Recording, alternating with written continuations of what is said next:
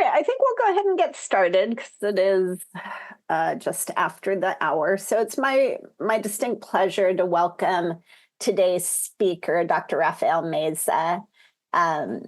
Dr. Meza was a faculty member here at U of M for many years and is now in British Columbia Cancer Agency, and he is going to talk to us today about vaping and also about some of the trends in both vaping and smoking. So please take it away, Dr. Meza. Thank you, Dr. Peace, and thank you to the organizers, to Micers for inviting me, and to all of you for joining. Today I'm going to be trying to tell you a little bit about what's up with vaping, what's happening, and talk about risks, but then also talk about sort of what's happening with vaping in the US at large. So the outline is, we'll talk a little bit about what are e-cigarettes or vapes, talk a little bit about their potential harm effects and sort of what some of the things we know. And then as I mentioned, focus on a little bit of trying to see who are the people who are using in the US. So e-cigarettes. So I think at this point, everyone is familiar with e-cigarettes. You've seen them at stores. You probably know someone who vapes or who has vaped. You probably have seen them in the news. I guess what they are, they're electronic, as the name says, battery-operated devices. That what they do is, as opposed to cigarettes without the E, is that rather than burning, in the case of cigarettes, tobacco leaf, what they do is heat and vaporize a liquid. And then that's what the, I guess, users inhale. So it's an aerosol, also called vapor. They come in many shapes and sizes. They usually contain nicotine, and that's sort of what is the main use for those, to consume nicotine, but they can also be used to consume other substances, particularly cannabis. There are many kinds. Most will have the battery, a heating element, and a place to hold liquid, and there will be the form. You see some of the most common products currently there. Some are refillable. This is what we call tank systems. So those are devices where the user puts the liquid, and once the liquid is consumed, they'll add more. And so there is a little bit of a process that needs to happen. It was the predominantly most common type of product at the beginning, let's say, of the e-cig era. They're still common, but they've been replaced by other types of products. A second large category are the cartridge or pod systems. That's Juul. So probably most of us have heard about Juul, and those are that. Basically, what you have is a cartridge or a pod that has a liquid that you put, and then when you've used it all, you take it off and replace it with a new one. And then there is the newest sort of type, and sort of the new kid in town, but that is now probably the predominant one, are what are called disposables. So these are pre-filled. You cannot add anything. You cannot replace anything. Basically, you use them and then you throw them away. Very convenient, relatively cheap for users. That's what sort of, I think, there's a lot of uptake of those, but probably very bad for the environment, as I guess people use them and discard them, and they have batteries and metals and other products that go into the environment. In general, I mean, we talk to them and know them in multiple ways: e-cigs, vapes, vape pens. The most technical term, electronic nicotine delivery systems, or ENDS. That's what they were designed for. The liquid, people call it e-juice, e-liquid, vape juice, vape liquid, and sort of some of the terms that you'll hear and see people talking about and who use them, and also like in social media type of discussions and what have you. The point, or one of the point of them, is that the liquid can contain also flavors, and that allows the user I guess, experiment with different sensations and different types of products that they might want to use. In general, there's like the standard tobacco-like flavor, I guess, aiming to resemble what a cigarette or a cigar might taste like. Menthol mint, very common. Fruits or sweets, many flavors around that. Very well known and famous mango babes. For instance, the mango jewel was one of the key uses back in the day when jewel exploded in use. Strawberry, many others, and then many other type of, for instance, concept flavors like things like tropical mist, Arctic cooling, or whatever these companies come up with. That really doesn't tell you exactly what it tastes like. It just, I guess, tries to invoke in the user a memory or thinking or an association. Let's put it that way. So what's in an e-cigarette? For the most part, in terms of what's in the liquid, there's two components, PG and BG, propylene, glycol, and glycerol. That's sort of the thing they're going to be or used for the vaporization process. Nicotine, usually either extracted from tobacco leaves or now in more modern vapes, synthetic nicotine. That's nicotine that was made in a lab. It's not coming from a tobacco plant. Flavorings and other chemicals. So that's sort of what's in the liquid. Then the device hits it and produces, as we mentioned, a vapor or an aerosol. So what are the types of things in the aerosol? So the process of aerosolization results in the production of some harmful and potentially harmful constituents and toxicants, such as formaldehyde, acetaldehyde, and many others that are listed there. So yeah, it's at the beginning, maybe seems pretty safe and not with too many things that look worrisome. But once the thing gets or the vapor gets produced, then some byproducts are created, and so that includes or these are among the things that the user is inhaling. So that of course, sounds worrisome and a little bit nasty, but so that brings the question, right, and the motivation of the talk. So it's vaping safe? And the answer is e-cigarette use is not harmless. There are harms attached to it. We are studying, trying to understand what those harms is.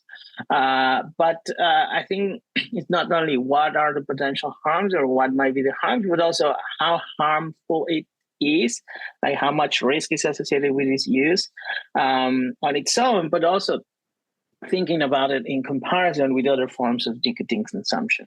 And so, of course, the first and maybe main comparison is how does it compare with cigarette smoking or cigar smoking or hookah smoking?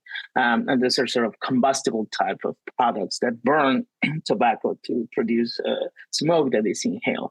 There are other nicotine delivery products that are coming into the market, heated tobacco products. You might have heard of IQOS. That's another type of new device that doesn't burn tobacco, but I guess produces a vapor.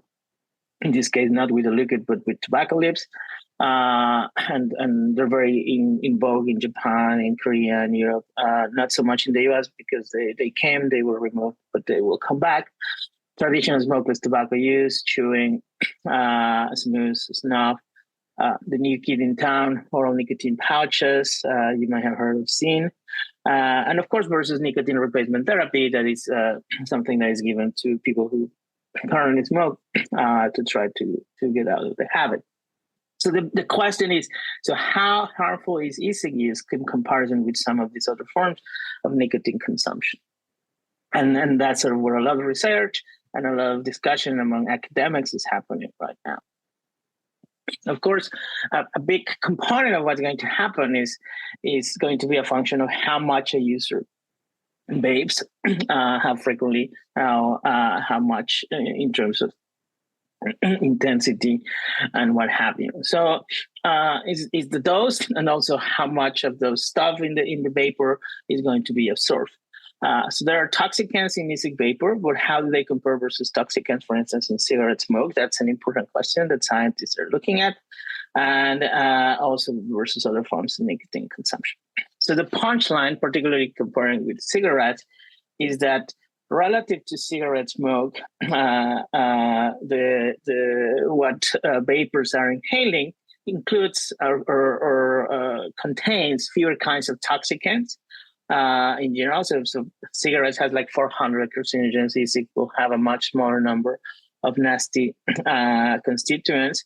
And for those who are in both, in generally, they tend to be at lower levels in e-cigarette aerosol, with some assumptions that might be some constituents that are more common or at higher levels in e-cigs. But for the most part, it's fewer stuff. And for the stuff that it's in both type of products is lower levels. So that seems like a good thing if you're thinking about using e-cigs instead of cigarettes, but there's still nasty stuff, let's say, in the e-cigarettes. And the main reason why this is because a lot of the nasty stuff in cigarette smoke comes from the combusting process. And sort of that's the rationale why I guess people created the e-cigs to have a form to consume nicotine that is still inhaled, but it doesn't have the risk coming from combustion. And so it's not surprising that this is the case. If we look at some, just I won't show too much science figures or things, but I think it is important to show at least an example of some of the studies that people are doing, where they're comparing not just what's in the smoke or in the vapor, but after users have either smoked or vaped, what is left in their bodies and what are the things that are actually being exposed inside their bodies. And so here's a list of different biomarkers of exposure. Nicotine, of course, the main component. These are called nitrosamines, which is one of the worst, I guess, the more dangerous things that you get from cigarette smoking. Lead, cadmium, pyrene, here, acrylonitrile, acrolein. And so in general, sort of the picture is like you have cigarettes, you have dual users that use both cigarettes and e-cigarettes. And then you have e-cigarettes, and then those who don't use anything. And then what you see is that the levels for many of these, for instance, the nitrosamines, are not present in these sticks, very high levels in cigarette smokers or dual users. For others, you maybe have similar levels, but for the most part, they're lower levels.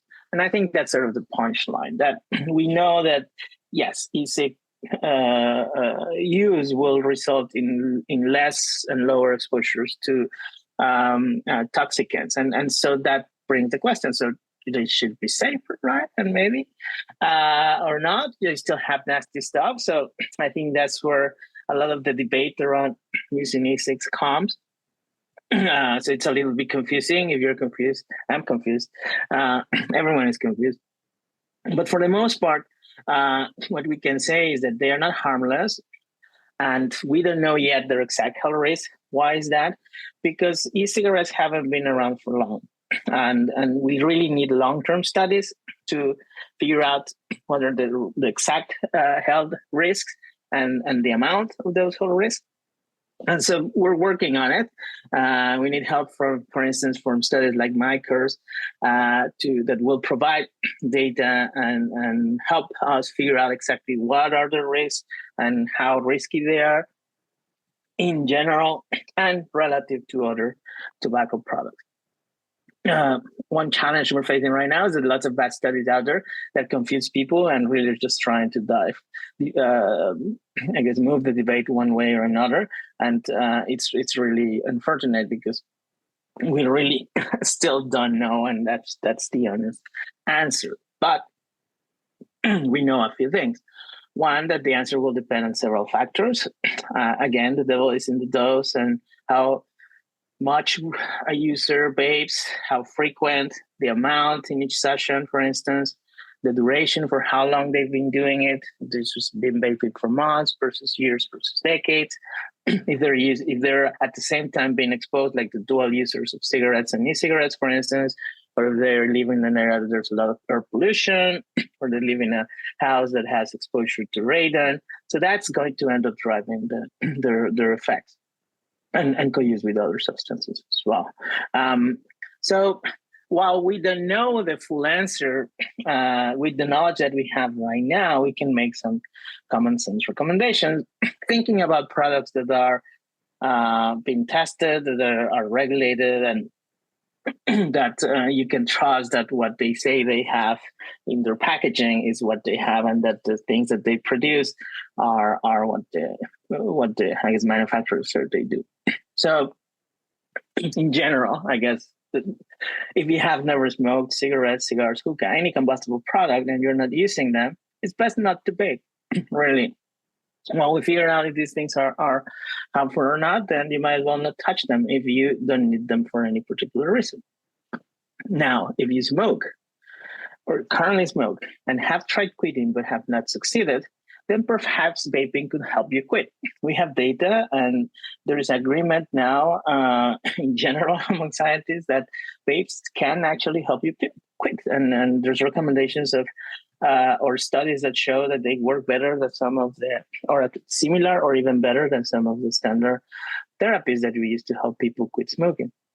If you use them to quit, then the goal is really that you eventually completely drop the cigarettes. That will be probably a gain, or very likely a gain. If you completely replace cigarettes for vapes, then likely you are reducing your health risk. But the key thing is dropping completely the cigarettes, and that's what has to happen for that potential health gain or likely health gain to occur. And once you have stopped smoking, now you're now a vapor, or I guess a e-cig user, then I think the best thing would be to eventually also quit vaping. And it contains nicotine. It's addictive. People, of course, might have trouble quitting or dropping it, but with the vapes, you can progressively maybe reduce the amount of nicotine in the vape that you use, and maybe also use other techniques to help you quit the vaping. It might end up being easier to quit the vaping than the cigarettes for a variety of reasons that we can briefly comment. Okay, so what's the state of e-cigarettes in the US?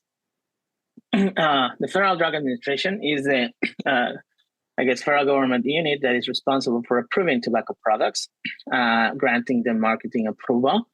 So it's up to FDA what products are available. FDA's decision to approve new products needs to consider the net impact on public health. What does that mean? It's what we call the public health standard. For them to approve a new product to come into the market, it needs to be a product that will not harm public health. And in the I guess net probably is going to result in a benefit. That means that the FDA needs to weigh the potential risk of approving this vaping device, which they have to do one at a time. But when they're reviewing a vaping device, they need to think, well, this vaping device might be used by kids, and there are harms associated to that and risks. But it might help an adult quit. And there's potential quit cigarette smoking, and there are potential benefits there. So basically, they need to weight these two options and decide if approving this specific product might result in a benefit or an improvement in public health. If they conclude that, then they approve. If they conclude they don't, that it won't, then it denies approval. To date, FDA has approved 34 vaping products, 4 menthol flavored, 30 tobacco flavored. What this means is that the FDA has acknowledged that these 34 products could have a positive impact on population health by diverting away from smoking of those who currently smoke or might smoke, take them into a different product, which results in reduction of risk, while probably not increasing too much the risk that they would be used by non-users, particularly kids. So for 34, they've reached this conclusion. For millions, they haven't yet. If you go to the store, if you go to the 7-Eleven, if you go to the gas station, you're going to see that there's hundreds, maybe thousands, if you go to several, of products available in the stores, not just 34. And probably those 34 are not even in the store. So that's a problem. Why is this happening? Well, there's review of applications still going for different products. There's a challenge where each product needs a specific application to be reviewed. You can imagine there's a very complicated process, and it takes a long time to get a solution. while a product might be approved or denied approval, they might be thousands more already in the market.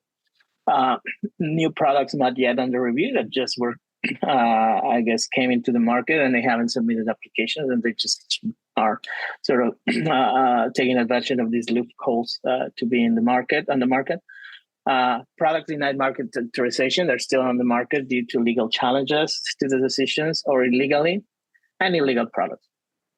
So this is a big problem because that means most of the vapes that you see out there haven't been vetted and are not regulated yet by FDA, which can have consequence due to the lack of oversight and control that we have. FDA is working on improving things, but it's certainly not happening at the fast pace as it would be needed. So what happens when you have illegal products? Then some of these things happen.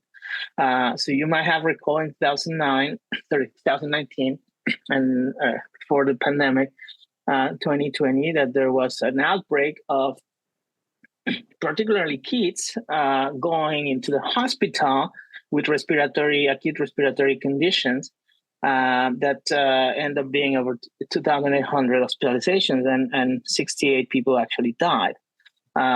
It was associated with vaping, and it was thus called a valley, which is basically reflects on that vaping associated lung illness or e-cigarettes, and it really caused a lot of concern. Turns out that eventually it was shown that it was associated with vitamin E acetate, that is a chemical that is added to some vapes used for consumption of THC. So basically, if your liquid has liquid THC, they add vitamin E because they have the same viscosity, and sort of they use it to, I guess, put less THC.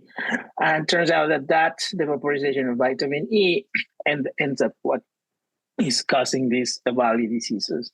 So eventually, these products were removed from the market, and it was not products associated with nicotine use; it was products associated with THC. Many of these products that were being made in people's basements and without no oversight and no regulatory checks, let's put it like that. And so you end up having this problem. And I think it's unfortunately a reminder of the dangers of not having oversight over these type of products that are just suddenly appearing in the market. And so I think Bali, as it's known, did have an impact, and we'll see in a minute sort of what it did to use. Okay, so I'll go quickly about, and then we'll open for questions. Just to show you who are the people vaping and smoking in the US and sort of what is happening.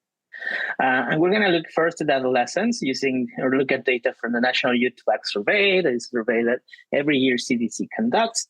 And we're going to look at past 30 days use, how many kids said they've used either cigarettes or e-cigarettes in the past 30 days, high school. We'll focus on high school. And for cigarettes, usually we use the threshold that if someone hasn't smoked at least 100 cigarettes, we don't count. That's sort of what we agreed many years ago in epidemiology, and that's what we. And so just so you know. So for cigarettes, how many or what's the percentage of high school adolescents in the U.S. that smoke cigarettes? And turns out that it's been decreasing very rapidly since 2011. And it's getting to almost the zero line. It's great. We don't celebrate this enough, but this is a success in the terms of public health. Kids are not smoking in the US. And I don't know if you've heard about it. I'll be curious to hear if you know about this, but it's really great that kids are not smoking. So yeah, let's celebrate. Drake there is happy. You'll see a few Drakes in the next few slides. What about e-cigarette use past 30 days? And that's sort of the story of e-cig use. Vapes came into the market. Kids started using them. There was an early phase. The vapes really were not that good. And I guess they lose steam. Then Juul comes. We get to a peak close to 30% of kids are using Juul in the past 30 days. Then comes the response, the efforts to try to stop that, as well as the valley. Kids got scared. And we are here at this point, or we were there in 2023. Very confusing how you go from something that 1 in 3 kids is using to less than 1 in 5 in a very short period of time. Of course, the pandemic happened there. Hot of the press, the latest numbers from 2024 were released, and we are at 7% or 8%. Sorry. So both males and even females came down even more for 2024. So we are not here. We're way past the Joe scare epidemic, as it was called. We're back to low levels. And again, kids are amazing. This is a great generation. They are not smoking. They seem they're not going to be vaping that much anymore. Just wanted to show you this figure quickly that shows that if you look at among those kids who report vaping in the past 30 days, do they also currently smoke, or used to smoke, or have never smoked cigarettes? And what you see and sort of is that the blue bar gets bigger and bigger. That means the majority of kids now who report vaping, they've never smoked. And really just highlights again the remarkable disappearance of cigarettes from adolescents in the US. So this is sort of a summary of what's happening. Really the peak in 2019, and then the decrease is driven by the effort we did to remove flavor restrictions. The valley probably caused a big effect. Then COVID, and now we see that those decreases continue. All this while adolescent cigarette smoking is at historical lows and continues to decrease. What about adults? Well, with adults, it's not as dynamic and exciting. It's a slow uptake that's been happening, and trends are not so well characterized. So let's look at them. This is data from the National Health Interview Survey, which is again another annual survey that CDC does of US adults. In general, cigarette smoking prevalence is coming down in adults. In 2023, we have it under 10% for females, under 13% for males. They're coming down, but it's not all celebration. We'll see in a minute for e-cigs. It's relatively flat, and we start to see an increase in e-cig use prevalence, about 7.5% of males and about 5.5% of females. Are using or were using in 2023. So it's increasing, but not yet at a high rate. What about different age groups? So 18 to 24, like adolescents, we see a dramatic decrease in smoking under 5%. That is pretty good. We see increase in e-cigs. A lot of the debate is this related to that? Is this rapid decrease associated with the fact that now e-cig is taking away from smoking or not? We don't know really. We can just see that there seems to be some patterns that are common, one decreasing, the other increasing. As we go to older ages, you'll see that the decrease in smoking continues, 25 to 34, but not as fast as 18 to 24, and also increases in vaping. As we go to 35 or 44, then the decreases get a little slower in smoking. Increases in vaping also get a little slower. 45 to 54, sort of the same pattern. Things are flattening, not much uptake of e-cigs. 55 to 64, that's the unhappy Drake. It's flat. It's not decreasing. That's not what we want to see happening, particularly for people 55 and older, that are the ones who are getting the cancer, getting the cardiovascular disease, the COPD, the chronic obstructive pulmonary disease. We want this to be coming down, not being flat. And not much use of e-cigs. And for 65 plus, same thing. It's flat smoking for older adults. That is not good. We need to be doing more. Health authorities are responding to this issue and identifying as a priority to adults. So it's a summary of the things that we've looked. We almost have a tale of two populations. Smoking prevalence continued to decrease, but the decrease is primarily driven by younger adults. So great, the younger adults are not smoking, or the adolescents are not smoking, but the older adults are not quitting. That's concerning, but we should celebrate the decrease in smoking in younger folks. Easy use prevalence slowly but progressively increasing in adults. Most increases are occurring among the younger adults. We'll see if that continues as adolescents are not using anymore. And those patterns might carry into the younger adults.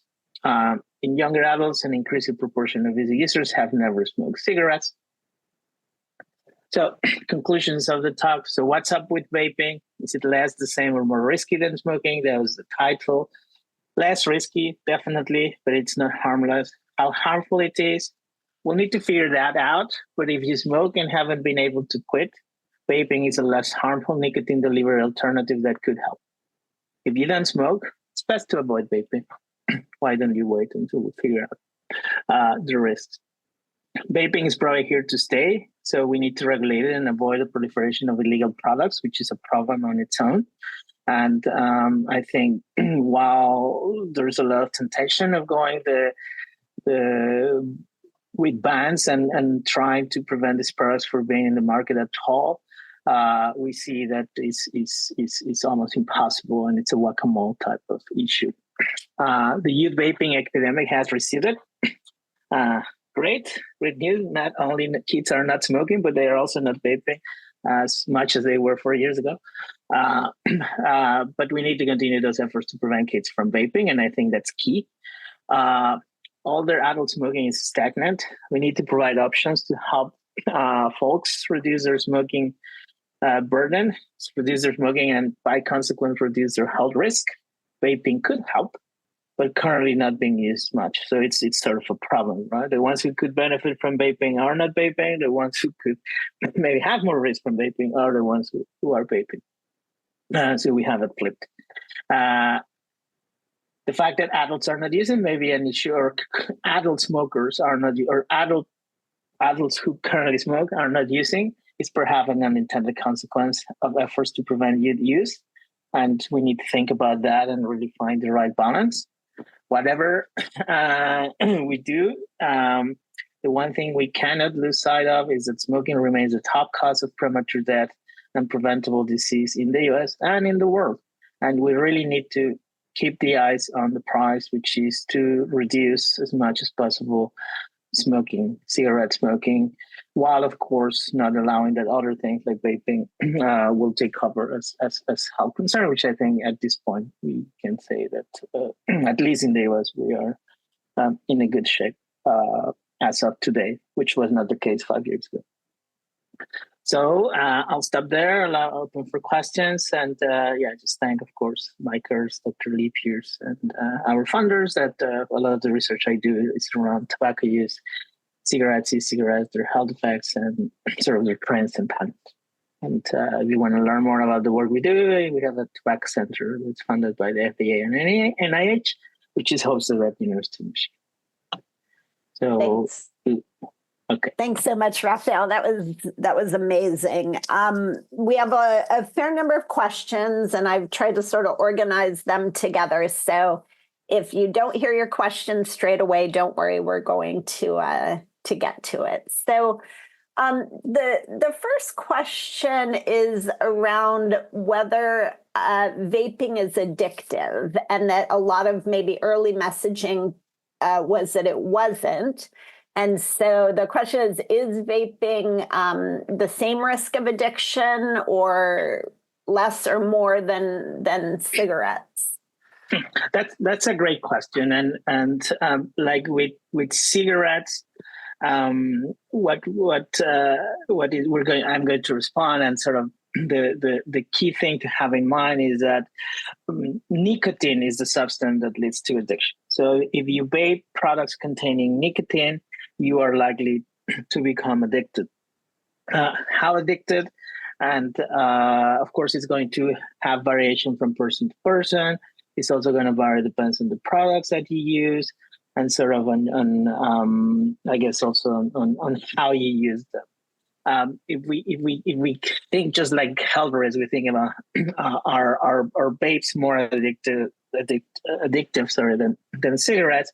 It's a hard comparison to say, but just by how we see users using them, and the fact that historically cigarette smoking has been one of the most difficult things to stop doing. Is not addictive like some of other drugs that really drive users to I guess being not functional and really major issues. With cigarettes, smoking, and the nicotine, I guess people can live smoking and they satisfy their addiction by smoking. But it's very hard to quit, and we know quitting cigarette smoking is very difficult. And it's because it's not only that it's very efficient at delivering nicotine.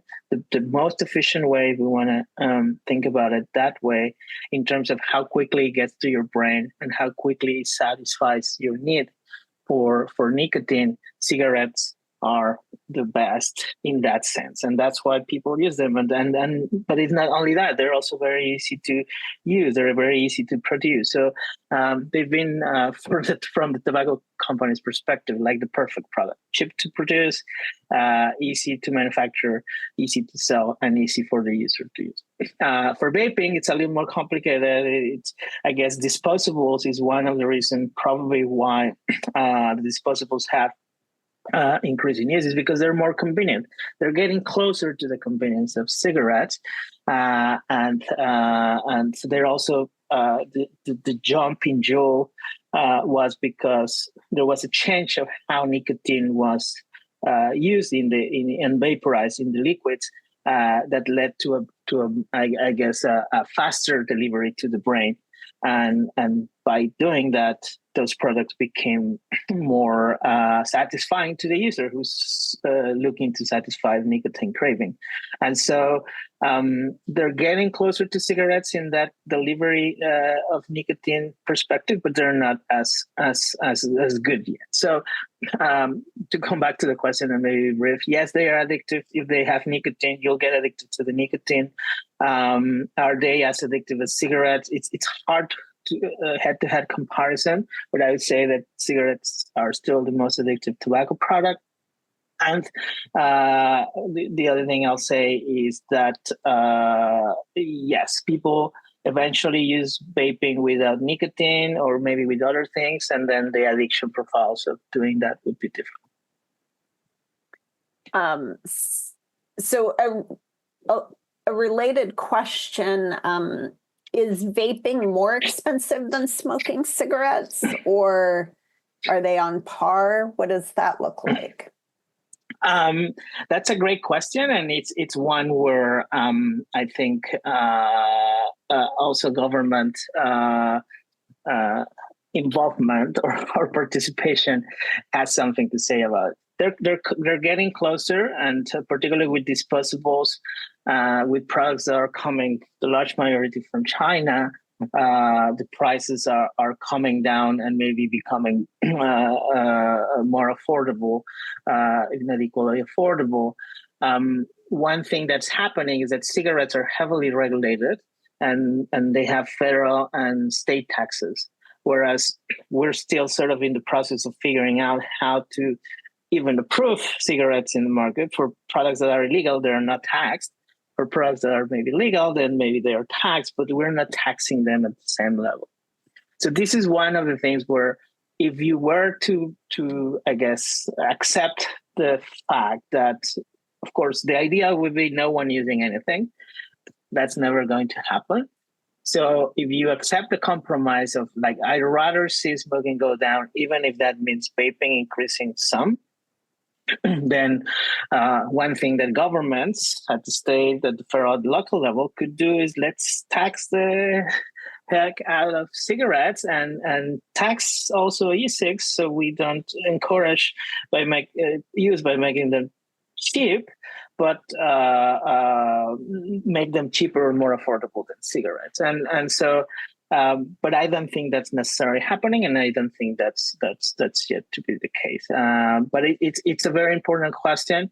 Of course, with technology, as time passes, production, parts, things get better, more efficient, and costs go down. But yeah, as I mentioned before, it's for the tobacco companies, it's hard to beat the cigarette as a really cheap product that they can make, and then that really make a huge profit out of it. Super interesting. So just to, I don't know if there's really specific data about this other than maybe intuition, but smoking cigarettes and using e-cigarettes, so using both products, is worse than smoking cigarettes only. I think the studies that have been done in terms of like comparing dual and exclusive users of either product do suggest that in the sense that you see, and in the graphs I show and others that I didn't show, but I also have them, I'm happy to share with anyone, is that you do see higher levels in dual users of some of these exposures. And it's because at least for a while, maybe a dual user is going to be smoking at the same level that was doing before, and maybe they add the vaping on top. So again, it's a question about the dose, and we are struggling with that right now. I guess for us scientists working in the space of, because dual user is not just one thing. It's you can have a dual user that smokes 1 or 2 cigarettes per week, vapes more, versus one that predominantly smokes every day but vapes a couple of times per week, and really their health risks are going to be very different. In general, I think just the point is if you're a dual user, maybe this is your opportunity to drop the cigarettes and maybe stick with the vaping to satisfy your desire, addictive or not addictive, to consume nicotine. And you'll be better off in that case. Yep. Very sensible. So let's talk about flavoring in vapes, and what additional risk is associated with actual chemicals in the flavoring, and then also from an addiction or initiation into vaping. How does flavoring play a role? Yes, that's a great question, and of course, not easy answers when it relates to vaping in for all aspects, and this is one. Definitely flavors, and depending on the flavor, there will be the chemicals that they will have, and then once the vaporization or cessation happens, it's going to be the mix of products that the user inhales.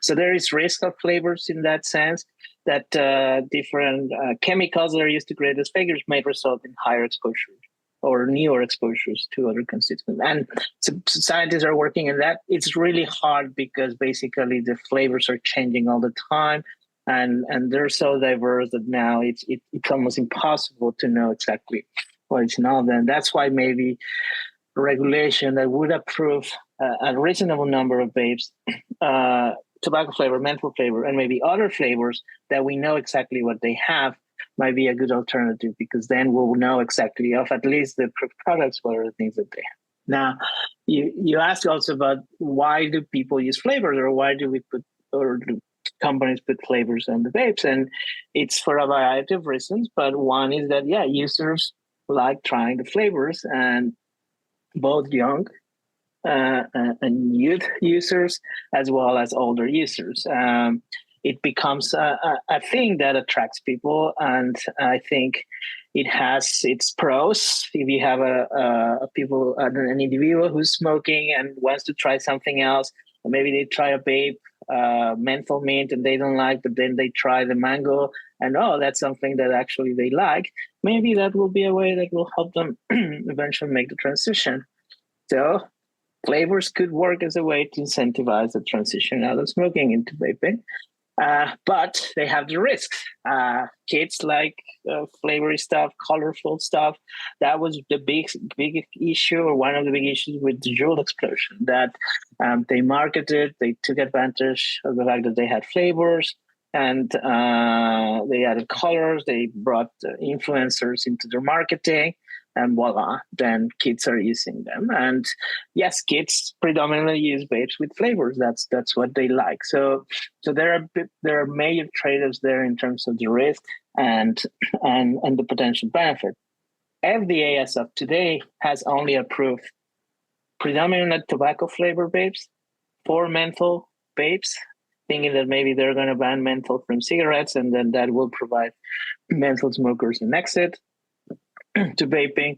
But they haven't approved other flavor vapes because of this concern. In their weighting of risk versus potential benefits, they haven't found or they haven't been satisfied by a company saying, we're going to do things in a way that kids are not going to access this, but we're going to provide a suite of flavors to help adult users.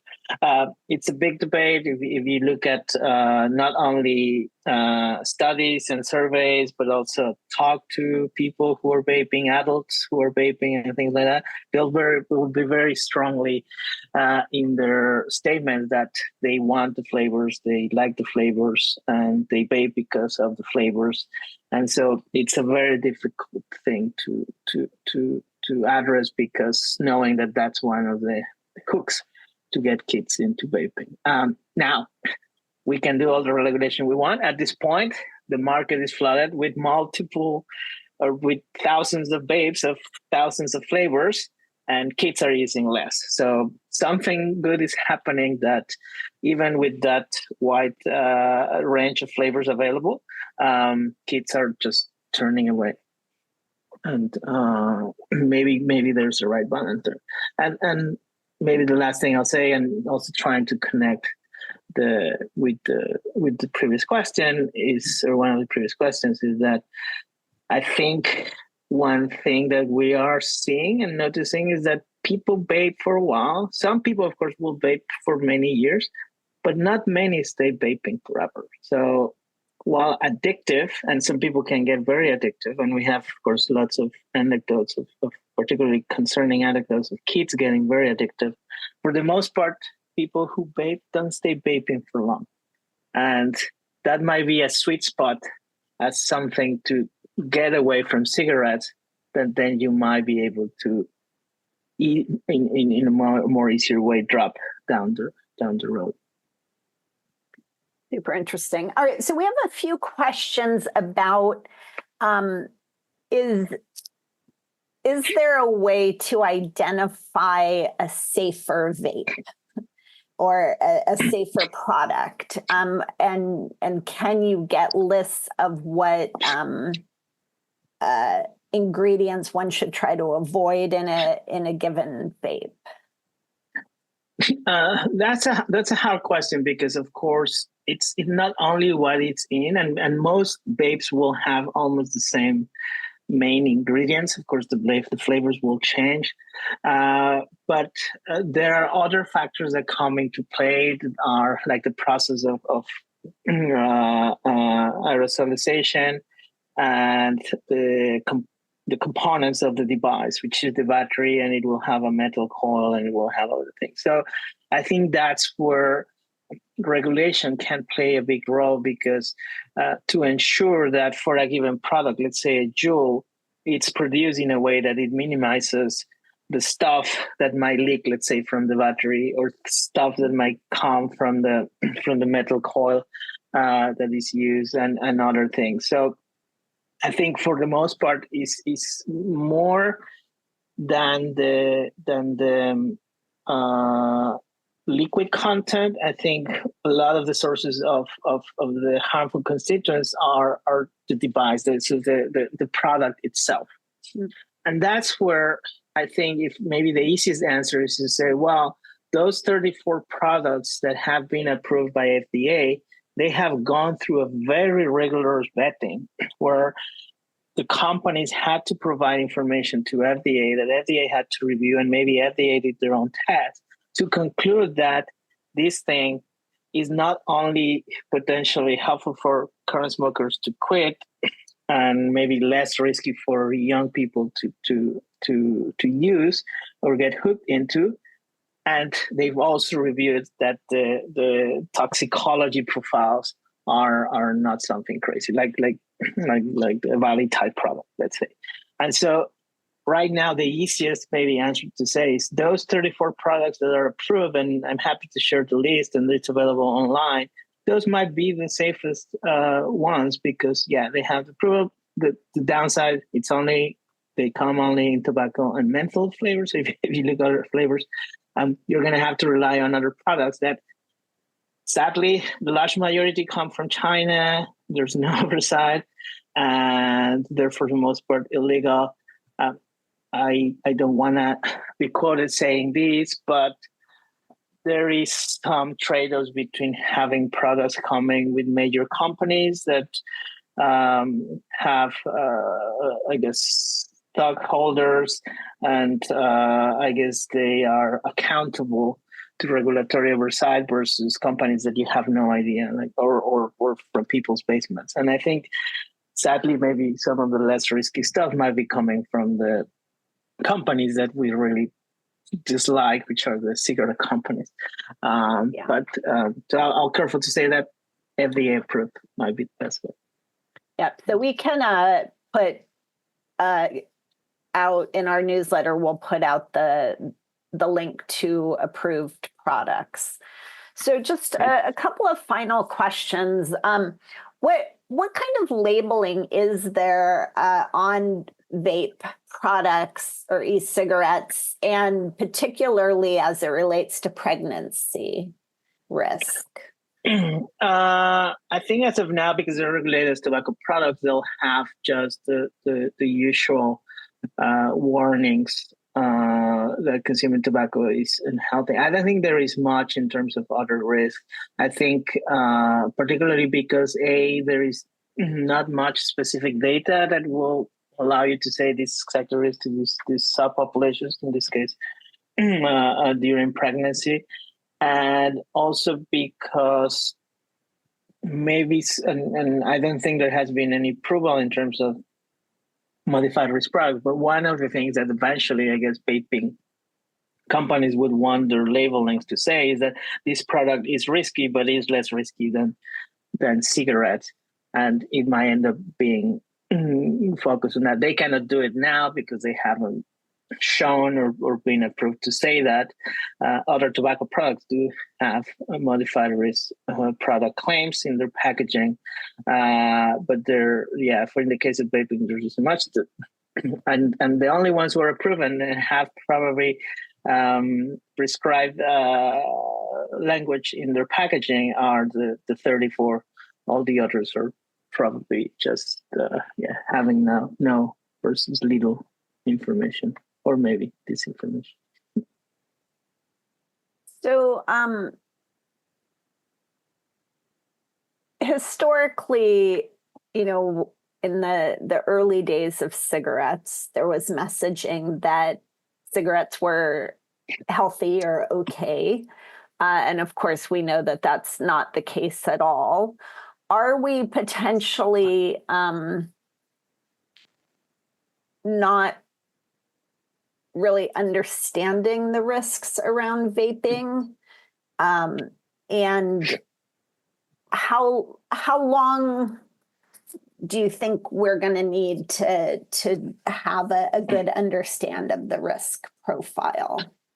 Yeah, no, that's a really good question. And I think, of course, given the history with cigarettes, I guess the public health community and the tobacco control community has been pretty conservative and careful in terms of assuming the worst case scenario to begin with, as opposed to what happened with cigarettes. So it's like, everyone is using, nobody is dropping that as they walk after smoking a cigarette, so they must be fine, right? And later is through the long-term epidemiological studies that we were able to see, as particularly an epidemic of lung cancer started to develop, that we realized that this is actually coming from smoking.